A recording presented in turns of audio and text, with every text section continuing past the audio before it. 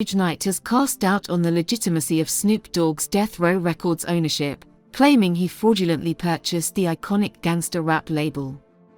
The Long Beach rapper became the new owner of Death Row in February 2022 after acquiring the label, with whom he kick-started his career in the early 90s, through MNRK Music Group, formerly E1 Music.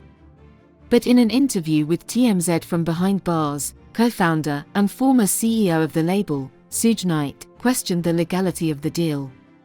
Speaking from CA State Penitentiary, where he's serving 28 years in prison for voluntary manslaughter, Suge claimed his ex-business partner Michael Harris committed bankruptcy fraud to get the company from him. While he doesn't have an issue with Snoop owning the label, Knight believes his former signee was only able to acquire the label due to it being forfeited when a lawyer failed to attend court, with a default judgment in 2013 transferring it into the possession of MNRK. Suge said the bankruptcy proceeding was a violation of the law, and that Death Row will never truly be the same without him in charge. As TMZ pointed out, however, Snoop Dogg wasn't actually involved with the bankruptcy case, as his purchase came almost a decade later in 2022. "Well, if he do, I doubt that," Knight said when asked about Snoop being the top dog at Death Row. "First of all, you gotta look at it like this: I am Death Row.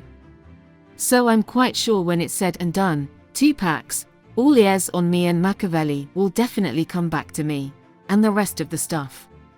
But one problem with that is, Snoop has a partner, which is Michael Harris. They committed fraud, they bankruptcy fraud. I didn't lose my company by doing anything wrong. They went in and the lawyer didn't show up, and they got a default judgment." He continued, "I settled the judgment. They turned around and said I didn't settle the judgment.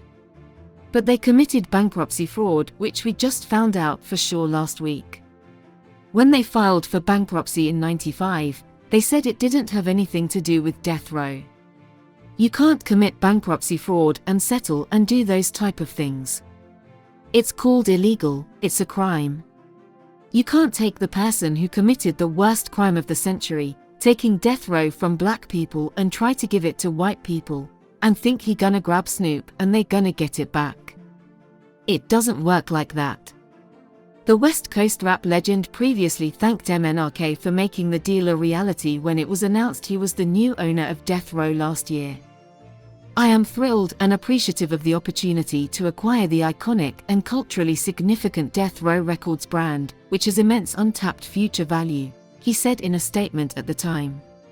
"It feels good to have ownership of the label I was part of at the beginning of my career and as one of the founding members.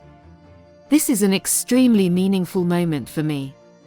I would like to personally thank the teams at Blackstone, MNRK, and especially David Kestenbaum, who worked collaboratively with me over several months to make this exciting homecoming a reality. I'm looking forward to building the next chapter of Death Row Records." Snoop Dogg brought Death Row Records' catalog back to streaming platforms last month, including his Doggystyle and THA Dogfather albums, Dr. Dre's The Chronic and Tupac's All Ears on Me and the Donk Illuminati, The 7 Day Theory, among others.